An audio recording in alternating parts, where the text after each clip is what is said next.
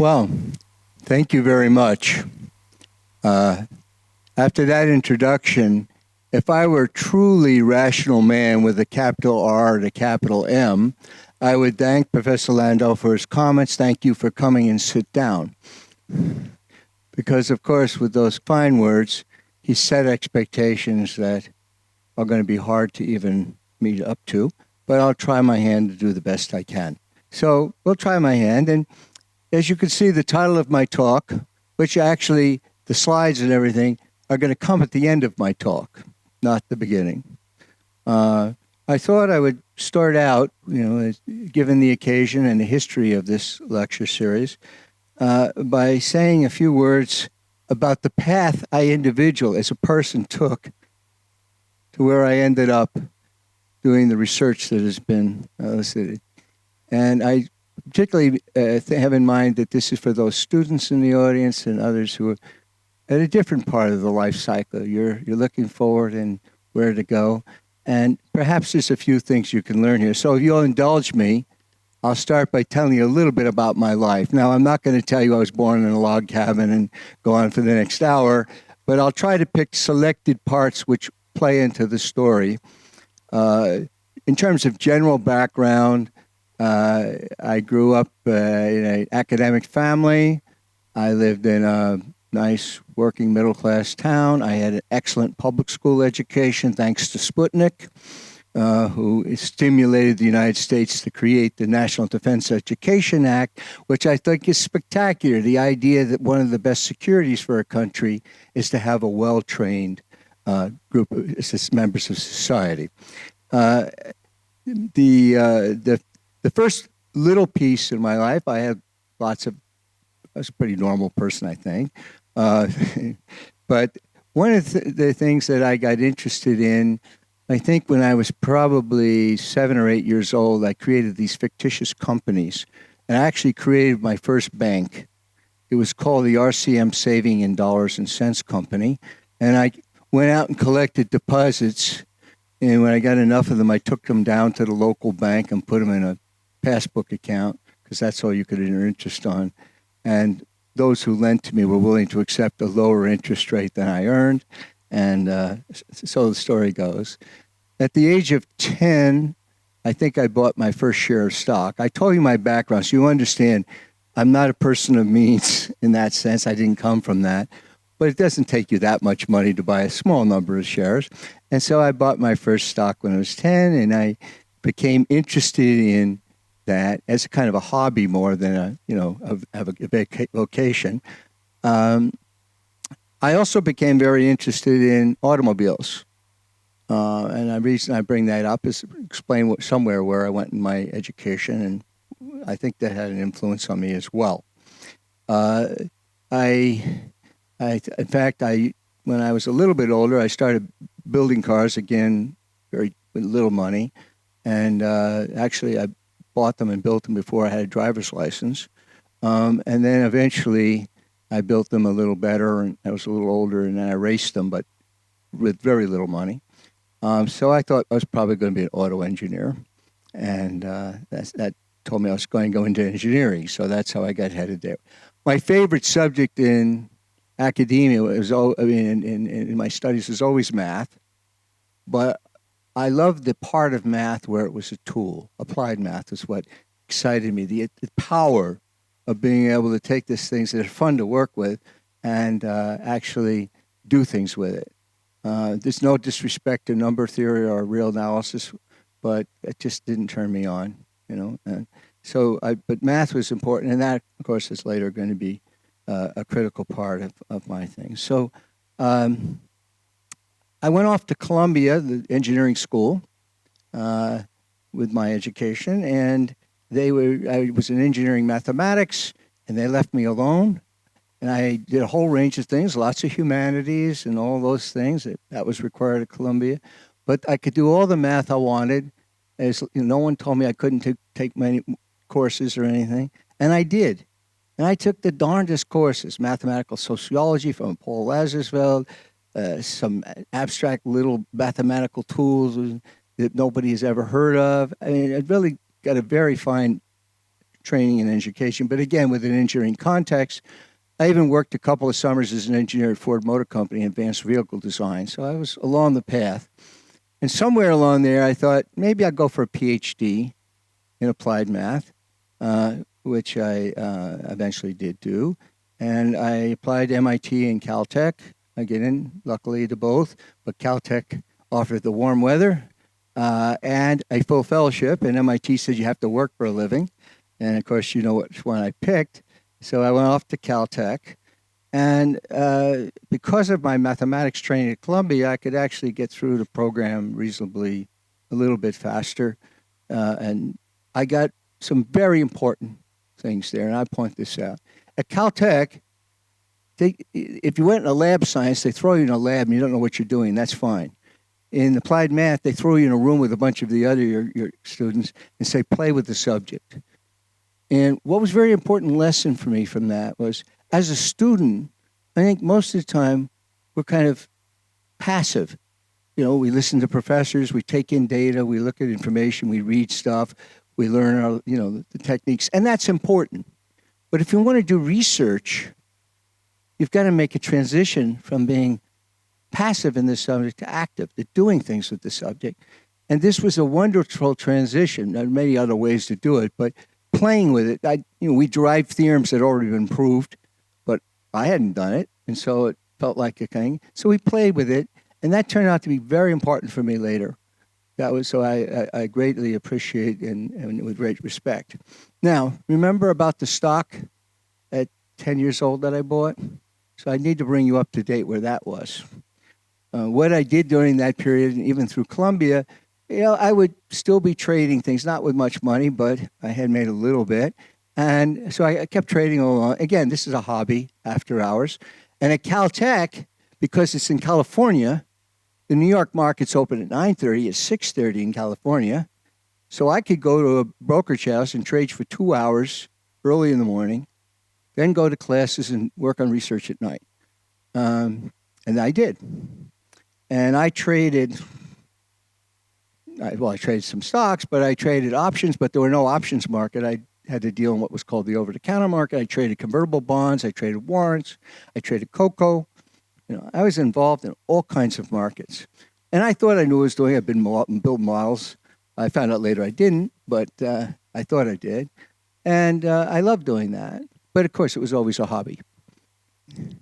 So we go back to Caltech, and I got there, and finally I was finished most of my coursework and started thinking about a thesis. And that's when I started to get this strange feelings, because while I loved math, I looked, you have to do it applications, something, it's applied math. And water waves in the tank was not exciting me. I had taken fluid mechanics, but it just didn't do it. Plasma physics, which I didn't fully understand, I don't think anyway.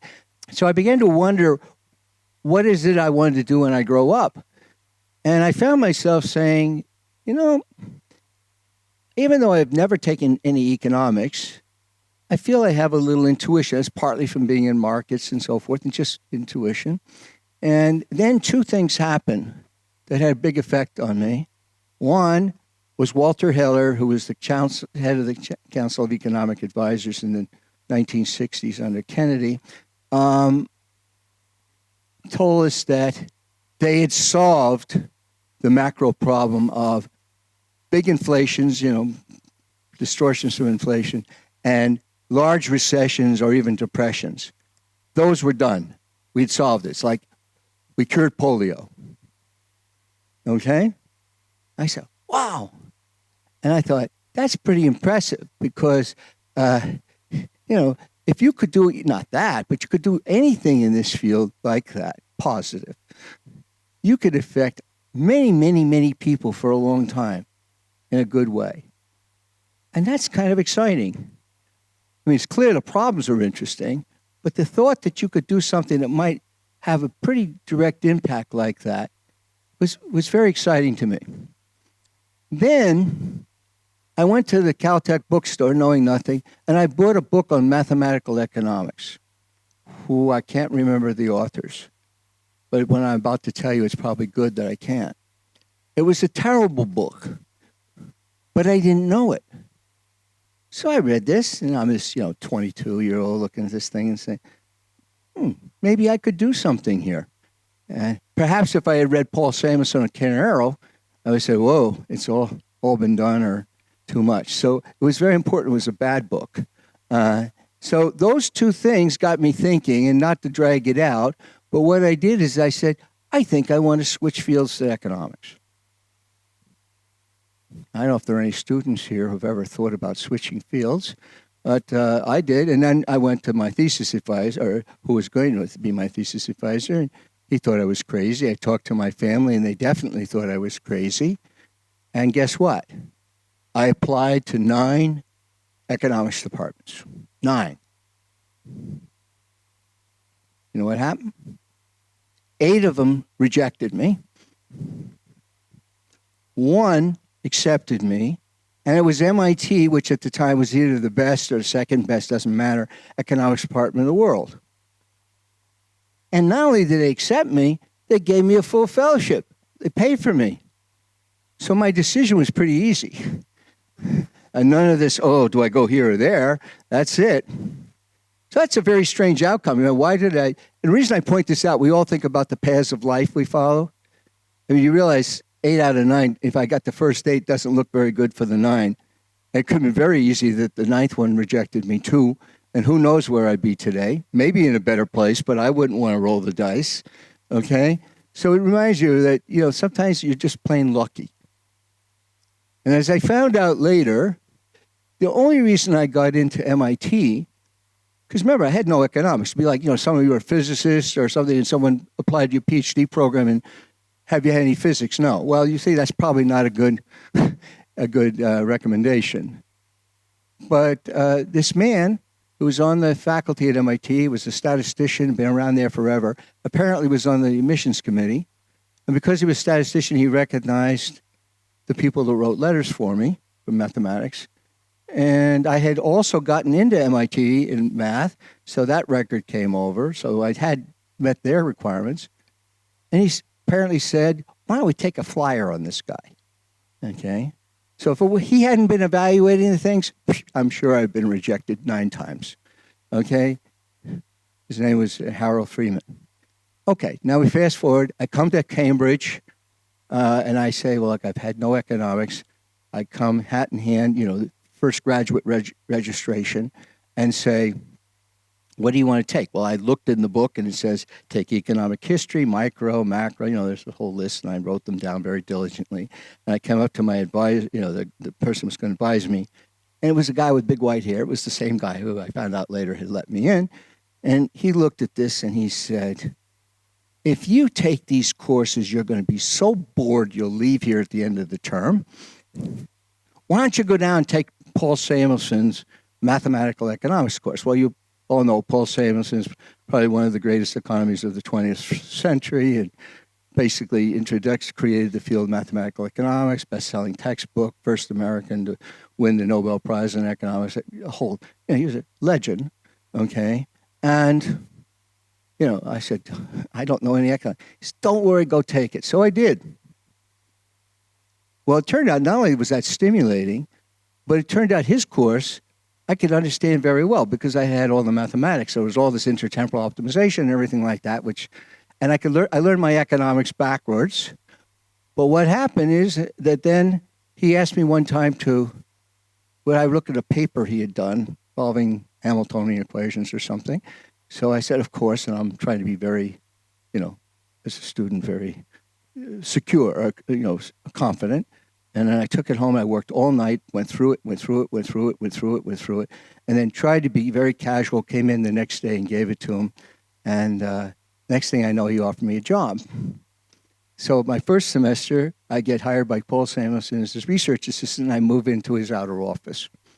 And for the next 3 years, I had about as good an education as anyone could hope to get.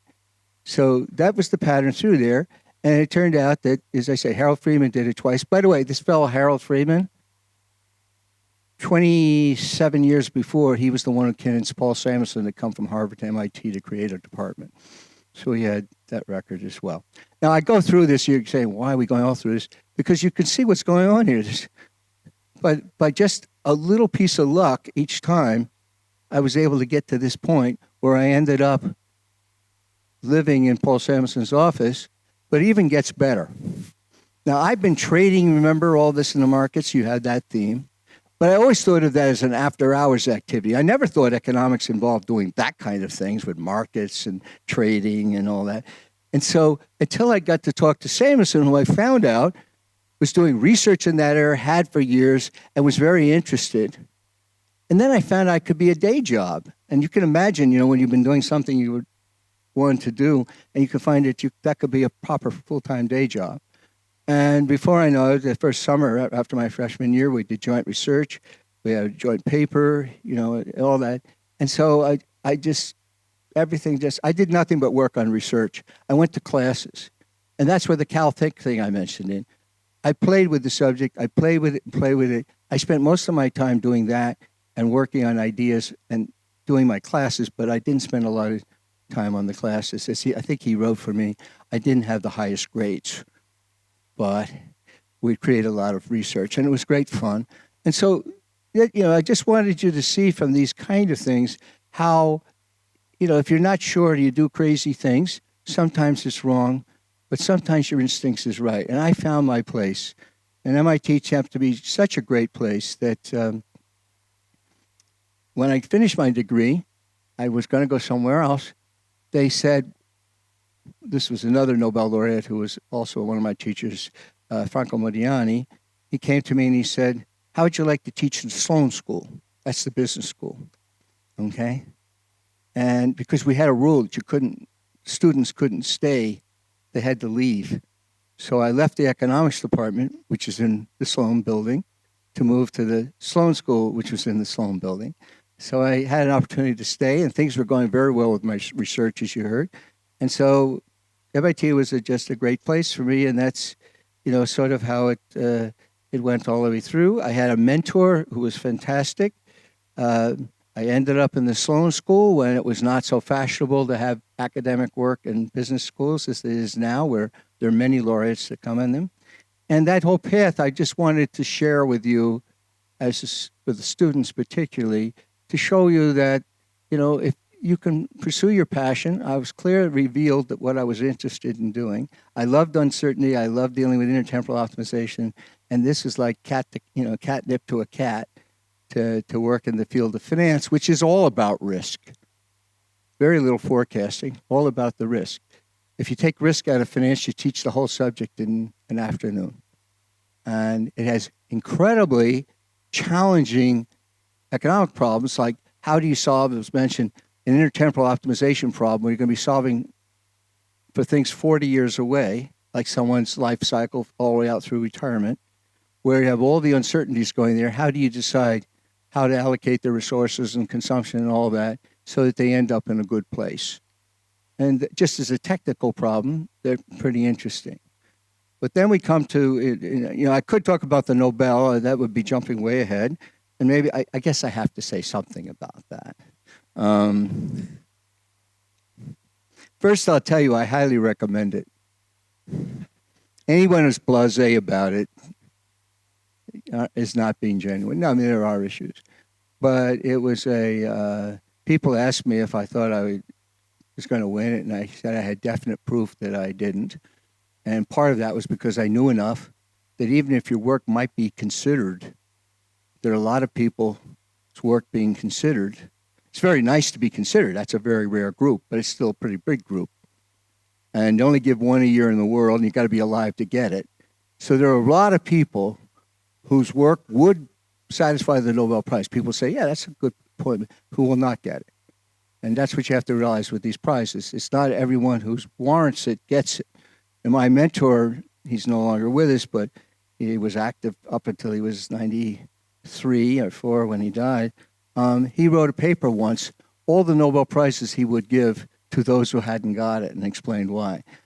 So you have to understand that that's a bit of luck as well.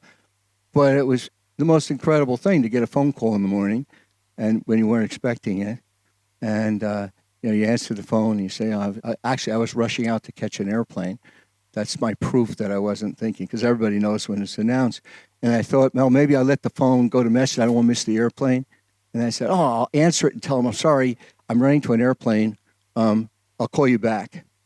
And I picked up the phone and I answered, and this deep baritone voice introduces and says my name and everything. And he says, my name is Ben Samuelson, and I'm the Director General of the Nobel Foundation, and I have some interesting news for you. And needless to say, I never found the plane. Got to the plane. Okay, it was a great event, and it's a great privilege. It does open a great deal of opportunities. It carries with it some responsibilities, but they're well worth it.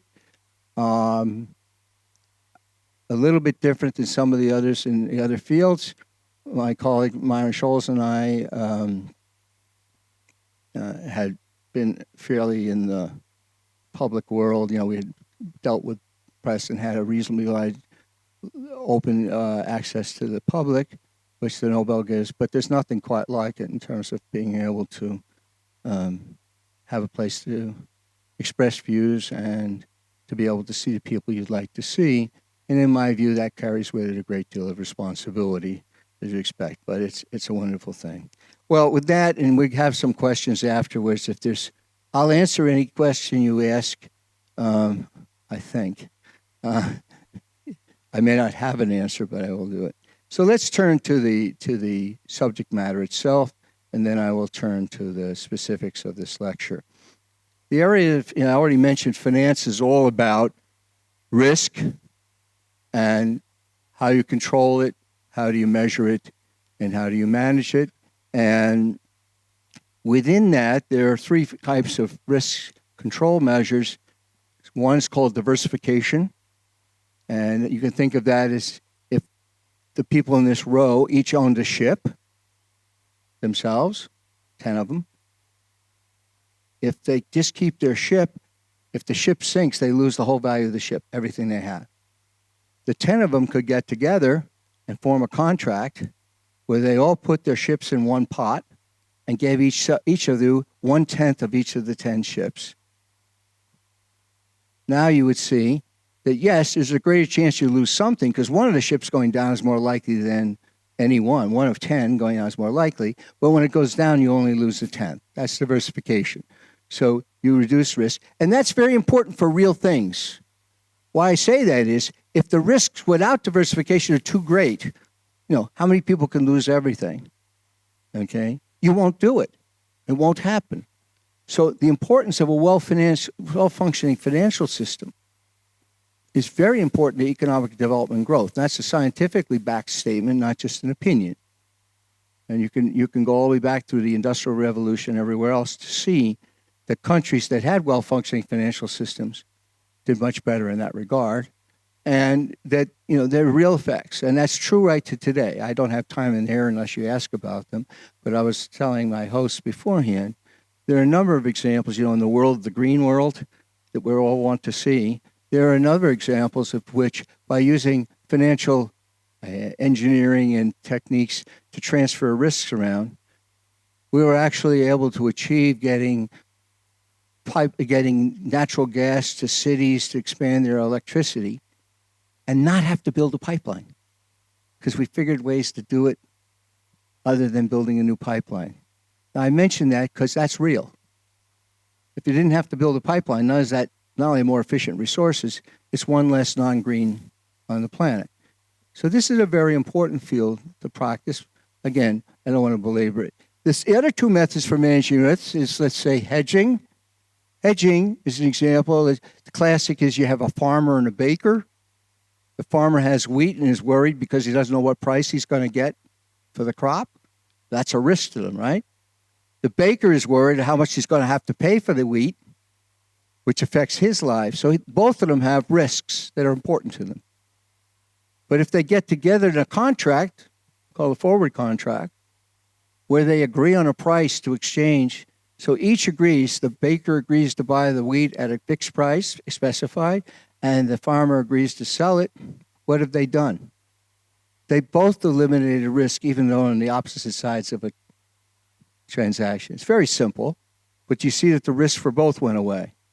Okay? That's a classic example of hedging. You're getting rid of risks for both parties, even though they're going in the opposite direction. The third, which you all know, is insurance. If we went back to the ships for a moment, one way you could deal with the risk of the single ship, if you didn't want to, you loved your ship and you don't want to mix with the other 9, they're not as good, is you could keep your ship, but what could you do? You could insure it against loss. So now you still just have one ship as far as what happens to you upside, but you've now controlled the loss. Those 3 tools are what are basically used throughout. And what work we did, so-called option pricing theory, is really insurance. And the basic option, I'm not going to get into it because I didn't define it, is a put option. And what it simply says is you have the right to sell some asset like a share of stock or a building or oil or whatever. So something, you have a right to sell it at a specified price, say $100, for a given time into the future, let's say 1 year. So that's a typical contract. I buy a put option. I have this put option. I can bring whatever it is, share stock, or bring it to whoever, give it to me, give them the option, give them the asset, they'll give me $100. Everybody, do you see why that's insurance? I don't have to sell it to them, so it's not like the farmer baker story. They agreed already in advance that they're both going to do it. Here, I have the option, the right, but not the response, I have the choice. I can deliver the asset if it's worth less than $100 and I'm protected. But if it's worth more than $100, I just walk away and keep it. Just like the same way. So it's an insurance contract. It ends up being worthless if you don't use it. And I'm going to show you an example, so I better move on, and we won't, of that in practice. But that's the basic thing. It's insurance. And all the options and everything you see, call options and everything else, are basically insurance contracts. Nothing more. All right? Now, what we did is looked at the problem of pricing an option and asked, how would you go about pricing it? And how would you go about characterizing the risk in it? Because if I buy the option, I'm getting rid of the risk, right? I'm the insured. But if he sells me the option, he's the insurer. The insurer has to understand, because he's now taking the risk, what it's costing him to do that and how much risk he has, so he can prudently make sure that he's doing the right thing. So that's who we were designing this for. And we came up with a method to do that, which was alluded to here, in which the payoffs to this option are nonlinear, so there's no way by simply buying so much stock or so much of the commodity and so much of cash and mixing them in a fixed proportion that you can replicate it, because those are all linear combinations. Well, the insight was that if you did a dynamic strategy, so you kept changing the mix all the way through time, that if you did it very frequently and you did it accurately, you could actually synthesize the payoff. What I mean by that is by trading, what we ended up showing was by trading in some specified strategy, what I would give you the rules, just like a cookbook, break 3 eggs, beat for 40 seconds, next step. It's a cookbook. It's like an assembly line, all right? It says, do this at this time, do this at that time, contingent on what happens. And what we were able to show as a theoretical conclusion, that we could exactly produce the payoffs to this insurance policy, this option, by trading in the underlying. Well, what did that mean? We had just developed a theory of production for creating options. Even if they didn't exist, we could create them. We just manufacture them. And we knew the manufacturing cost. That was the price, the amount of money we had to put in to fund this portfolio. That's the price. But we also knew the risk at every point in time, because if they were exactly equivalent, then whatever the option was, it had to have the same risk as the portfolio that was doing this. But that was just a simple stock and cash portfolio. So it was like owning 100 shares of Microsoft and $10,000. So everybody understood what that meant as a risk. And they were equivalent because we could do each with the other. And that was the notion of no arbitrage. So we created a production theory. And what it turned out is the data or inputs that you needed to do this had some, it wasn't the information you needed that was interesting, but like some of the Sherlock Holmes stories, it's not the information that was given or what happened. It's what you didn't need. And we were able to show you didn't have to have a forecast of what was going to happen to the stock. So if you had the other things right, he thinks the stock's terrible. His expectation is very negative. He thinks it's the greatest thing going. They're in complete disagreement. One thinks it's expected to go up, the other thinks it's expected to go down, right?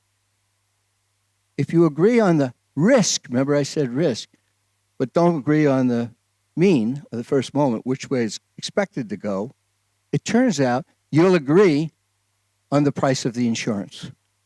Now think about that. I can't give you the intuition in a moment, but think about what that means. That's a very robust theory because it doesn't depend on a coincidence of the harvest variable to estimate. Okay? So that's about as far as I wanted to take you on that. Otherwise, we'll go there and I'll take questions on it. But having done that, then we said, this is kind of cool. It could really work.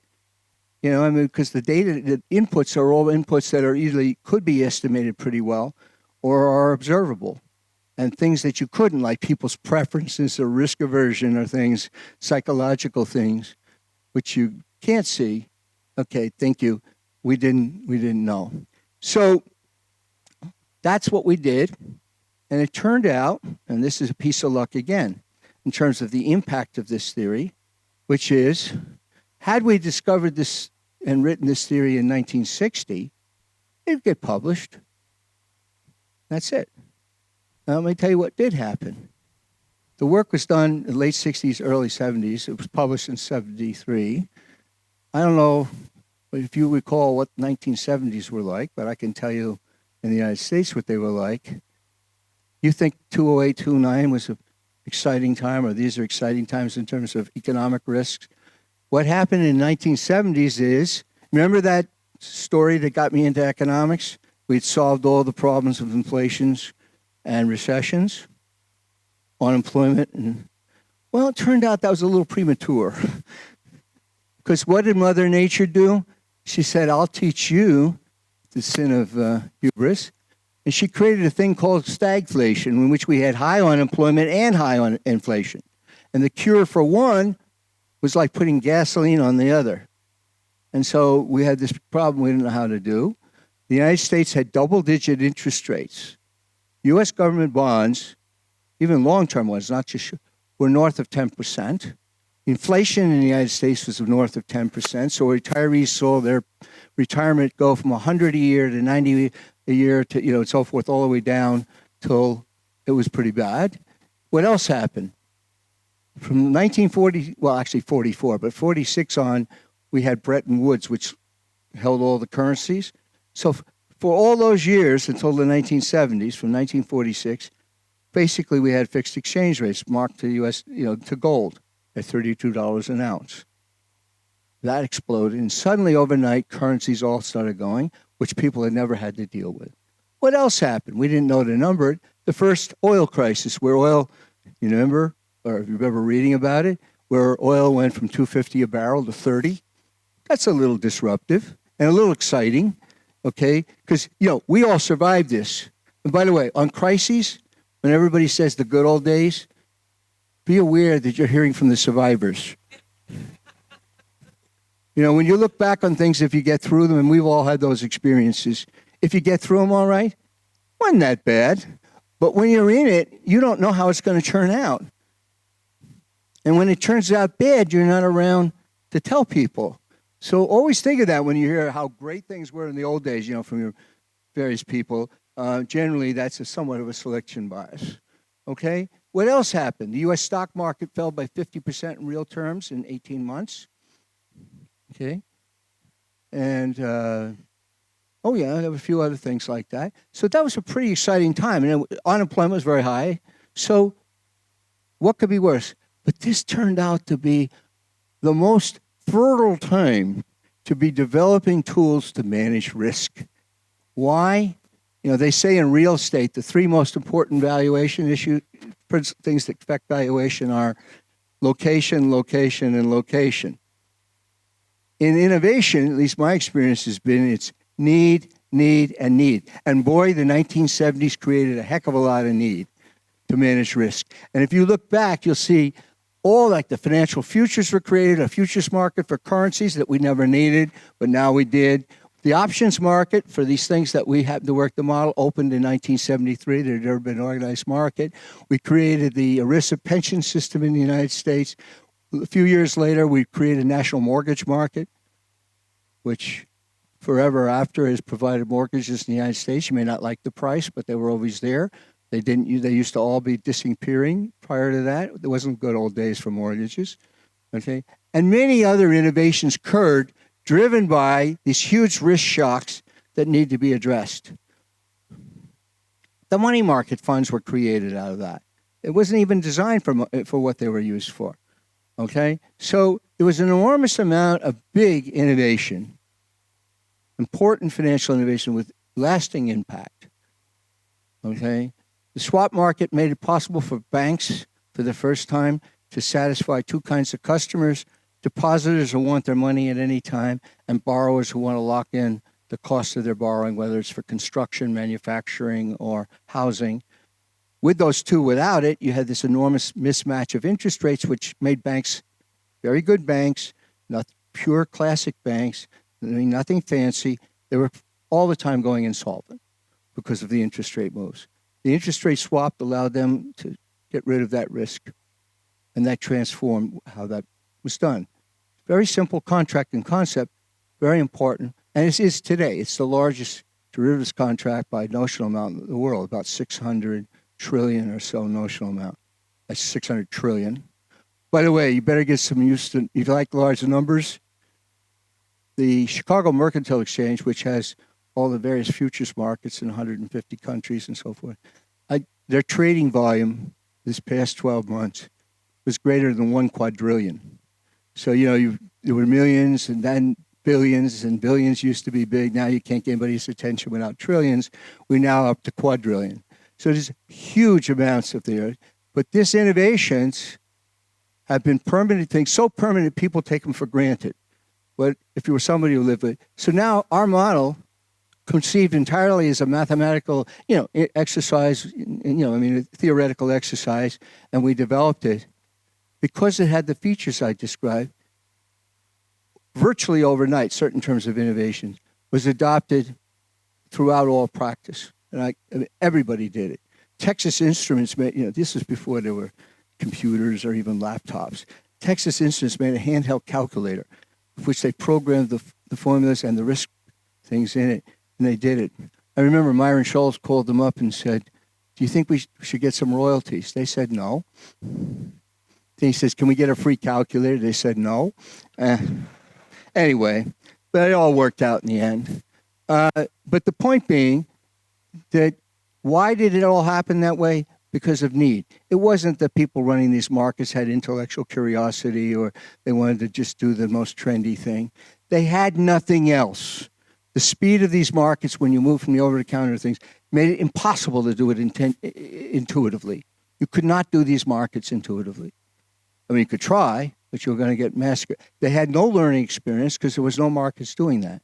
And one of the features of this technology is that if you accept the way the technology is done, you're allowed to look at instruments that have never existed and understand their risk and their pricing, which means you can do innovation much faster. So we got lucky. And that's what I want to tell you about. With research, Feynman, when he wrote his Nobel lecture, said, how you really do research. It doesn't look the way it comes out in the article. You jump from here to here and there, and you do all kinds of things. Well, I'm saying that, when my students and others look at this, and we've had, decades of this going on, they say, oh, well, yeah, that was obvious. It wasn't. Had we just been off in the timing, our paper would have been there, and it wouldn't have much impact on practice at all. Okay? So that's another element that I want to do. Last thing I want to say on practice, and I am going to jump to the slides, all right, because I wanted you to get a feeling of why. You remember why I went into economics, or at least I thought it was. Part of it was just a bad book. But part of it is I was excited about the idea that I could do something I liked doing, and it was intellectually challenging. But if I did it and we made an improvement, you can have a profound effect on millions of people. And that's got to be pretty cool to think about. And that's happened. And I would just tell you now, in case you think I've retired, I'm in the midst of, have for the last 9 years, on big projects to do next generation retirement design to deal with that around the world. You have a very good retirement system here, but the rest of the world isn't quite in the same shape. And we had a few shocks there, longevity, demographics, and so forth. And this is a fabulous time for that because there's huge need. And when there's huge need, that's when you get things done. It's also true all these countries are changing their pension system. You want to get in there when they are doing that, because once they've done it, they don't like to do it again. So, in terms of timing, you got to do it when there's opportunity. And we'll see how it's. I've been at 9 years. I hope it'll be successful. I know the journey will be worth it. And it may not be. That's what risk is about. But if it is, when people say, what did you do the last 9 years of life? I'll be able to say to them, made a lot of people at least a little bit better off for a long time. And I just wanted to remind you that, that's what drove this. So let me tell you some of the other applications. Options are all about flexibility. And you only need flexibility in a world of uncertainty. You don't need insurance in a world of certainty because you know what's going to happen. So what are some of the ways it's been used that had nothing to do with what I talked about, the instruments? And I add here, deposit insurance.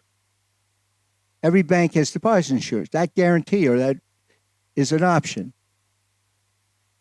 Okay? All forms of guarantees, and you certainly saw during the crisis all the countries writing lots of guarantees. They're all there. And if you'd like to value how much those guarantees are worth or what risk you've imposed on the country, that's there. You mentioned the mortgage market. Every standard mortgage has two options in it. One of them is prepayment. They can prepay it early, and that's a choice of the borrower. And the other is that the borrower may default, which is a kind of choice. They can say, we can't pay or we won't pay, and those are two options that are embedded. So to understand mortgages, you need that. It turned out that it led to a unified theory of explaining the entire capital structure valuation of the firm in a consistent way, a fairly important thing. There was the mention of credit. I'll talk a little bit about that. Then there were a series of real options. For example, if you're going to build a multi-fuel power plant, which runs on oil, gas, wood, or whatever, all right? How do you decide that? Well, it's clear that it's more expensive to make, right, because you have more equipment. It's clear that for any, relative to a specialized one, they're going to be operationally less efficient. So a oil-only one is going to be more operationally efficient than this one when it's turned to oil. So it's both more expensive to make and less efficient to run. So why would you ever build one? Because it gives you the option to go to the lowest fuel. And when you build a power plant, that's a long-time commitment. And then you trade off the option value, the flexibility to switch pools against the cost. Another one, drug discovery. Drug discovery now does it in phases, phase 1, phase 2, phase 3, 4. Well, people didn't bother to think about that. They value those things. No one would do a drug if you had to commit at phase 1 to spend $200 to $500 million, even if it's not going to work. So the ability to stop, the option to stop at each phase has value, a value that's very important in assessing it. Offshore oil leases, obviously, if the cost of taking it out is less than the price of oil today, you wouldn't do it, but you do it for the option should prices go up. There's modularity in production. If you build a monolithic, one solid piece production line, it'll be very efficient and probably lower cost than to build it with modules. But what if you want to fix or change one? You have to pull the whole line out. But by doing it modularly, you can pull the models out, but you have the option to do it, so you're willing to accept inefficiency. Same thing before. What was the other? Let's see. Synthetic refinery. R&D itself, research and development, really gives you the options to do things by having done the research and development, even though you haven't done it. So it's a choice. And movies. You make a movie, you've seen sequels, James Bond, I guess we're up to about 40 of them or something, or Back to the Future, or I don't know what your favorites are, all right? Well, you know that if you know you're going to make 2 or 3 or 4 movies, it's much more efficient to make them all at the same time because you have all the actors there, because when they leave, And there's no question the cost is lower. But you'll actually find that very few movies are made that way. There are a handful. The really bad ones, they make a whole bunch of them because they know they're going to do them because they're crummy anyway. They're just fillers, for late night or something. And then some really good ones, they make the bet. But why don't they do it all the time? Because if you don't do it, you have the option not to spend the money on number 2, 3, 4 to 40 if it turns out they're not that good. When you commit and you do it all at once, you have no more choice. You've spent the money. And if it turned out that the first one's lousy, you got 40 lousy of them. I'm just trying to give you intuitions of how many kinds of things that enter into this. It enters into compensation. The other quick one I'll mention, I better really move, is information extraction. You may be thinking of markets as ways of transferring risk or doing transaction, and that's their manifest function. But a very important latent function of markets is information. So if I'm managing a company, I have no interest in raising money, I don't need to, why would I look at the market prices since I'm not going to use the markets? Because the market prices give me signals or information, and that information is useful in making the right decisions. And it turns out the more of these markets you have, the more information extraction can take place. And there's been a great deal of improvements from that. All right, time to go to the slides. I know you're getting nervous. All right. So let me tell you, this is just a latest application. I've tried to do it in an area which is maybe of more interest to a broad audience. I could do some straight finance ones. And this is the problem that you're well aware of, that we're concerned about, particularly in the results of crises, what are called systemic risks, which are things like you're all in similar business, you're all a bunch of banks, insurance companies, and sovereigns.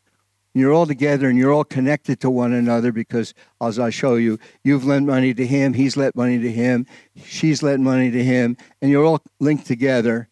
And you can picture the story, right? Somebody gets into trouble, he gets in trouble, then he gets in trouble, then she's in trouble, and it propagates just like those dominoes that you see going around, those setups.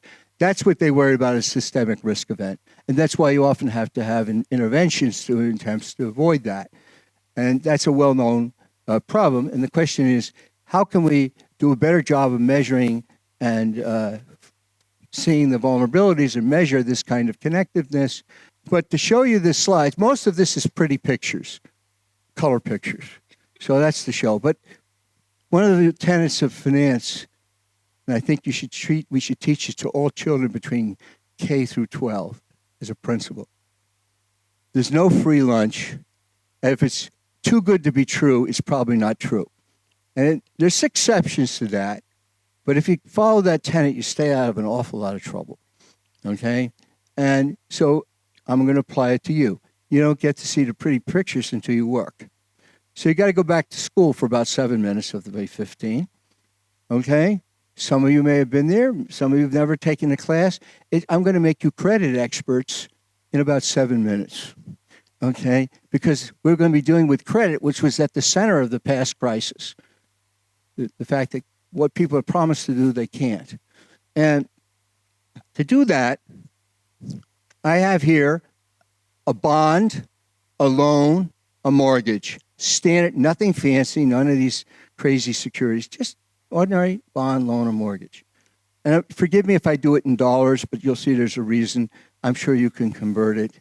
And what I have here is a full faith and credit guarantee of the U.S. Treasury in dollars. If I staple the two, what do I have from the point of view of the owner? I have a risk-free asset. Why? Because whoever issued the mortgage or the loan or the bond, if they don't pay me, the U.S. government will. So I'm going to get paid in dollars. Okay? So did everybody see that? Now I'm going to rip the guarantee off. I'm back to the bond loan. What do I have? I have a risk-free bond minus a guarantee. You now know what a loan, a mortgage, or a bond is. It's two things. It's holding a risk-free bond, that is a bond that will always pay what it promises, U.S. Treasuries in dollars, full faith and credit, minus a guarantee. What's a guarantee? The guarantee is the guarantee of the loan. A guarantee is insurance. It says, we insure the value, we'll insure you. You see it, right? So the first thing you've learned about credit, it's actually fairly complicated because you're actually doing two activities. You're lending money through time. That's basically risk-free lending with government. But you're also in the insurance writing business. Very honorable profession. You know, insurance writing has been a long, honorable, but it's good to know you're taking that risk. That's what you do every time you buy a bond or loan or mortgage. Now, you already heard from me. I'm going to show you what's the value of that guarantee. Well, if we just think of issuing a single bond, we promise the company promises to pay $1 billion at some date. You get to that date, and you come with your bond. Two things can happen. They pay you your $1 billion, and you're paid, and you go. But they don't pay you. Then what happens? Well, it's very complicated in the real world, but boiling it down, what happens in the end, sometimes painfully, but it will happen, is if you don't pay what you owe, the assets that you pledge go to the creditor. Whether it's a house, corporate assets, or whatever. Agreed? So what do we know we'll get? We know that if we don't get paid, we know if we do get paid what we get. If we don't get paid, we're going to get the asset. And we know the asset's worth less than $1 billion, otherwise they would have paid us. Whatever that asset is, I've called it A. Don't worry about symbols, okay? So I get A if that happens, or B. What's the guarantee mean? If I had that guarantee here, I always get the $1 billion. So what's the guarantee worth? Well, if I paid the $1 billion anyway, it ended up being worthless. Didn't need it. But if I didn't get paid, it's the worth difference between $1 billion and the value of the assets that I would have recovered. Let's say $700 million. Do you understand? If I could sell the assets they gave me for $700 million, I'd recover 700 of it. So does everybody see that just as mechanically? There are only two things that happen. That payoff is exactly a put option. So I've now brought us full circle. We were talking about credit, but I've now shown you that if you knew about options, you suddenly become an expert on credit because the structure is identical. And all that we know about options, and I point out to you, we've been doing this around the world in large size and all kinds for 40 years. So there's a lot of knowledge about doing that. But your intuition is immediate. You become a credit expert because you know what drives, if you know what drives the value of the insurance, you now know what's going to drive credit. All right. So that's the first point. And so we now have half of it done. I know I've got 3 minutes. Okay, but we'll get there. So let me draw a picture, and you just have to take on faith if you don't. But here's the put options value as a function of the assets. Remember, it's insurance on the assets? So the more the assets are worth, the less valuable is the insurance, right? Because you're probably almost surely going to get paid. If the assets, if they promised you $1 billion and the assets are $10 billion, you're probably going to get paid. So when you're way out here with large assets, the guarantee is worth very little. Here with the bond, it's worth saying, but just focus on the guarantee because that's the important part. But if the assets come down, the value of the insurance goes up. Does that make sense? Because it's more likely that you're going to have to pay off. It happens to be what you call convex. It happens to have that shape. It holds water rather than spill it. All right? But that's a general thing. That's no one's particular theory. That's the way it looks. Now, let me show you two characteristics of it. First, at this, where they issued let's say you did the bond today, there's the assets. That's what the guarantee is. The bond is worth what it would be sure minus the guarantee. Now, if assets were to fall, what do you see happens? It has to be that the guarantee goes up because you've written it, your bond's worth less, right? Because you owe more, because you're the insurer, remember. I'm the insured. It's worth more to me. Therefore, your liability is bigger, you're poorer. And that is pretty straightforward. But what I want to point out to you here, and this is the key point, you see when you were here, if you had asked the question, what happens if the thing moves just a little bit either way? The value of the assets go up a little bit or a little down. How does that affect the guarantee, and therefore how does that affect the loan, the mortgage. So it's the sensitivity of that value to the assets that are supporting it.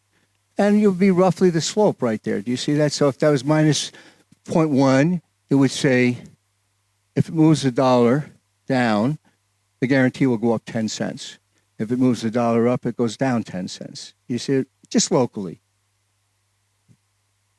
So if I had asked you the risk, you would have said, in terms of the underlying assets, it's 10 cents. Same asset, but you're here. What do you see? It's steeper. Which means if now you have a dollar move, your gain or loss is not 10 cents, but 20, because it's steeper. And it keeps getting steeper the more you go to the left. That's the insidious thing about credit. And this is what you could help to understand what happened in 2008-9 with banks and governments. When assets go down, what happened to stock markets, what happened to real estate markets, the same loans, even if they're still paying, become riskier and riskier. So not only when the assets go down, do the value of the loans fall, they have less capital, but the risk that they're having goes up, even with no transactions. And that's what's insidious. You hold the same loans, they look the same, and that's how you can have, starting here with almost no risk, when you get here, you have lots of risk, and that's how you can have risk change when nobody sees it unless you recognize this. And this is a large, important part of what people observed happened in the 2008 or 9. And that's the complexity of it. Okay, so we use this now to think about credit risk, because that was the most important thing. And how, if we connected the 10 people up here before, we want to know how connected they are in terms of credit, nothing else. You understand what I'm saying? So they can be connected. They can do all kinds of things together. They can go out to dinner. They can do transactions together. But I'm only interested in how his credit affects his credit and his credit affects his credit. You understand? That's the only thing I want to measure. When I do that, I will then be able to see if that relationship is very strong. Then let's say we look at his credit now and his credit next month, and we see it's very strong between them. Then I'd say if his credit changes, that's an indicator that he's impacting this person's credit. Do you understand? And vice versa. We could reverse them. We could look at him this month and then look at him after. Does he impact him? If they affect each other, you have what's called feedback. And that's what happens with governments, by the way, and banks. Governments guarantee banks, but banks guarantee governments. How do they do it? They buy government bonds.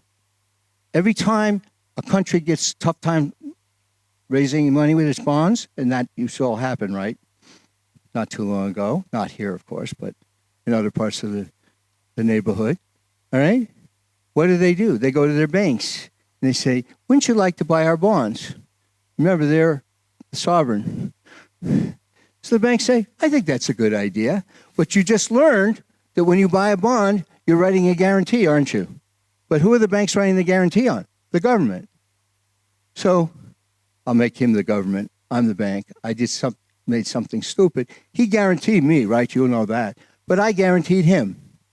So something bad happens to me. Because he's guaranteeing me the government, he gets weaker, right? Because his assets, his risk goes up, you saw, and his capital goes down. So he's risky. He's weaker. But I guaranteed him, because he's weaker, does that do to me? It makes me weaker. But if I'm weaker, you see feedback? That can happen.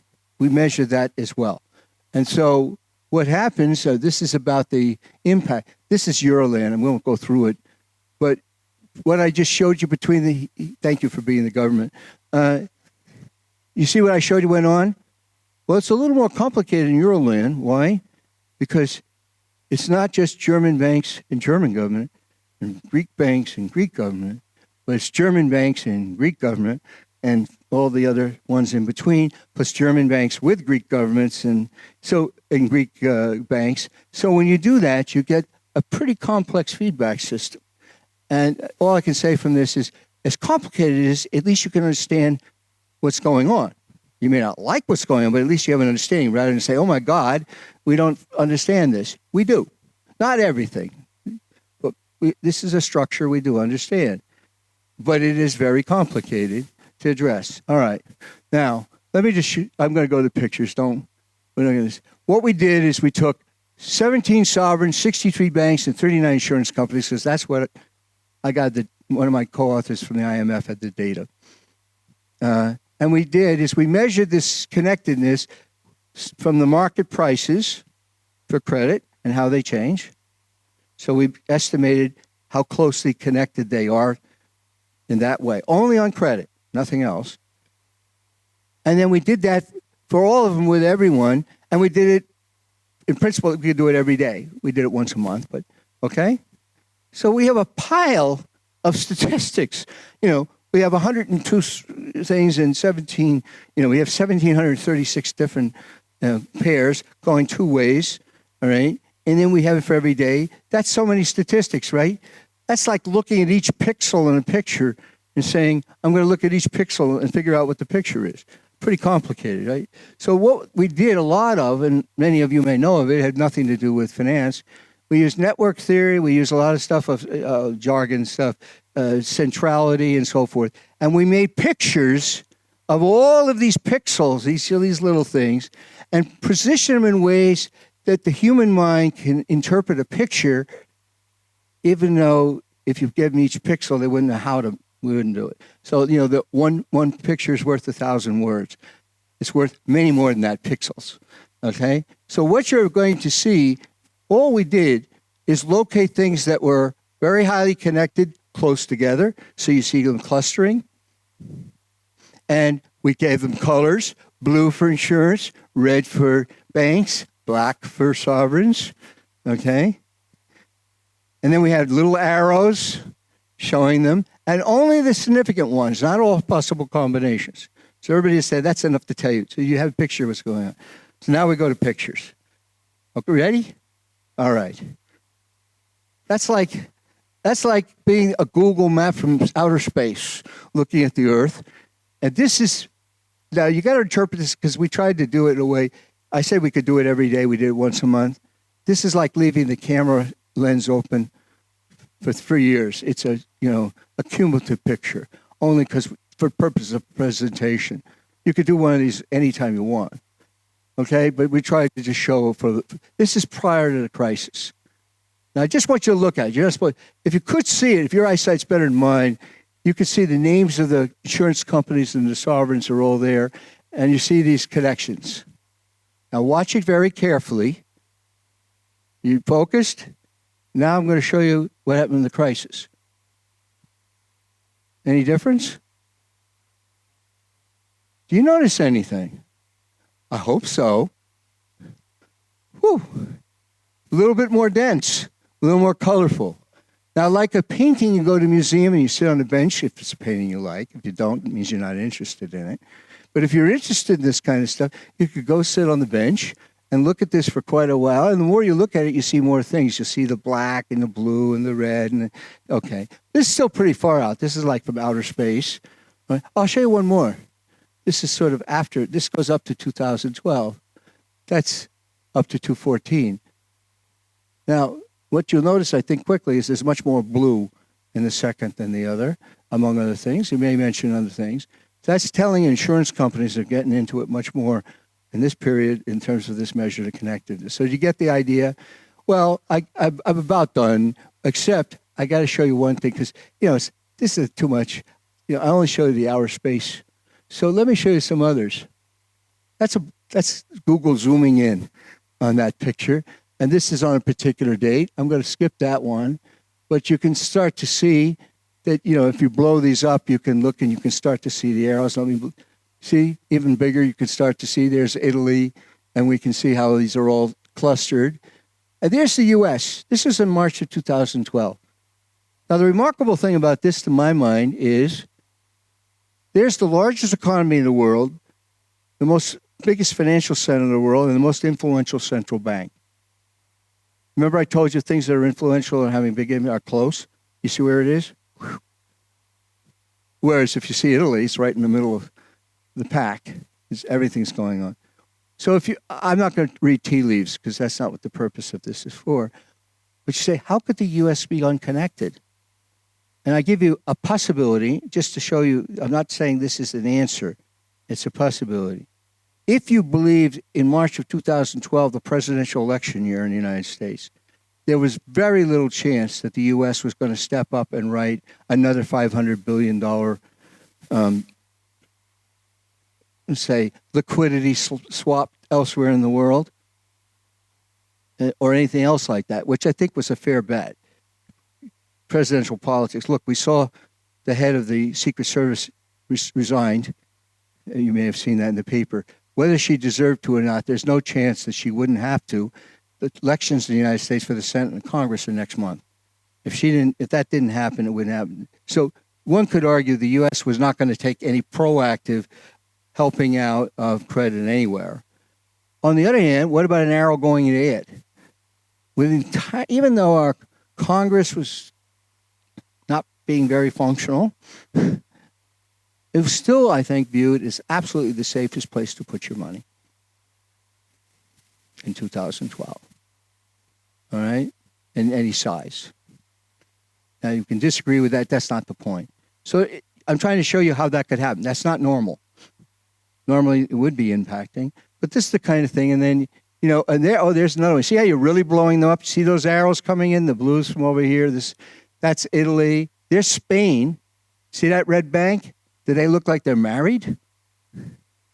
That's close. Now, that's Spain. That bank with all the arrows going, it happens to be Goldman Sachs.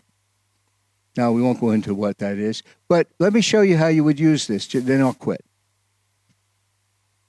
I don't think this answers questions. Certainly, I don't believe it's good enough. We don't understand it because it doesn't have enough underlying structure. There's very good structure on the credit. So I think we're measuring the right things.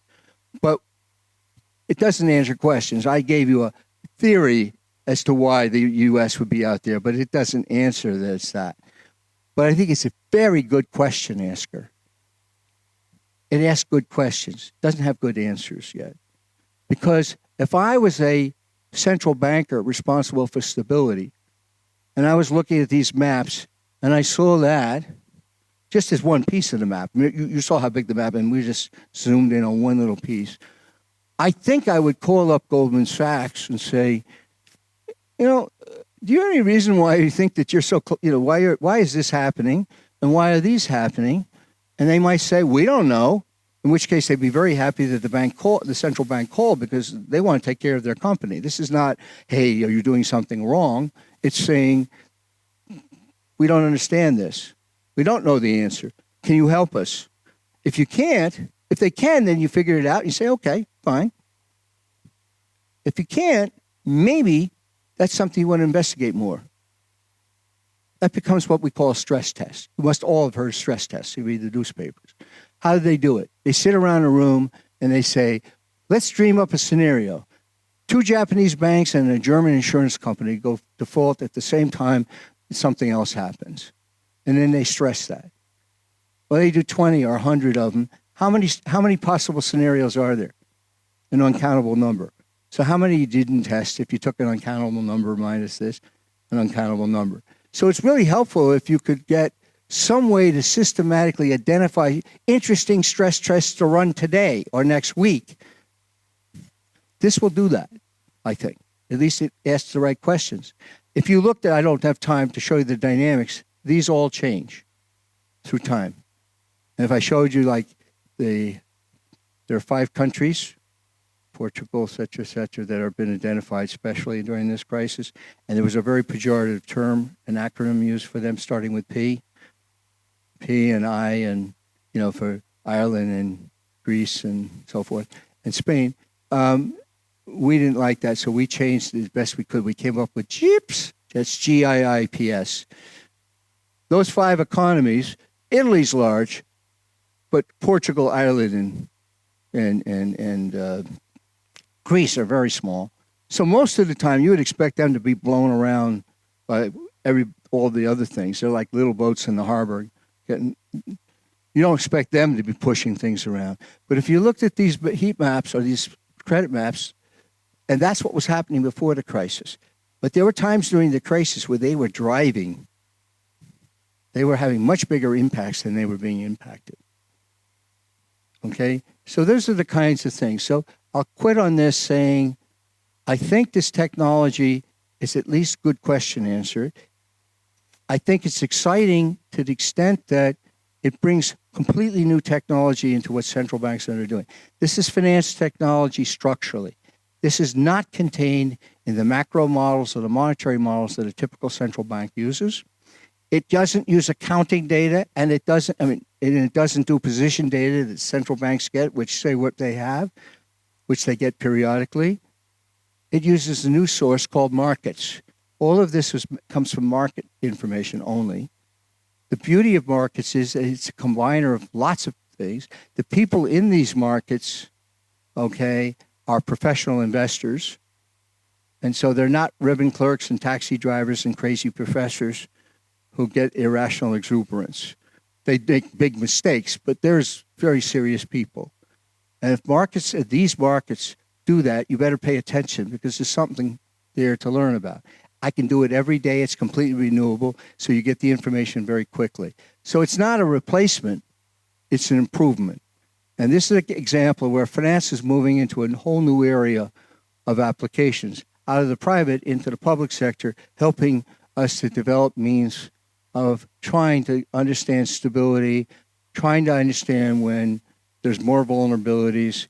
And that's why I wanted to present it to you. And I apologize to you for going over, but I at least wanted to leave you to see, this is a whole new area. And I hope that somebody out there, especially the younger people who are thinking about your careers and what's exciting, this is all research that came from very basic foundation, what we call cutting edge research was behind this. The models there and the mathematics and everything like that will compete with anybody if you want to look at complexities and so forth. But it has very direct impact on practice. And that can be exciting. Imagine if you contribute a little bit to make the world a little more stable, or if you can't make it stable, to be able to tell people when they realize that there's a stage 4 hurricane coming. We can't stop it, can't pass a law that says no stage 4 hurricanes, but it's very useful to be aware it is likely to come, and in doing that, be able to make best preparation. Thank you very much.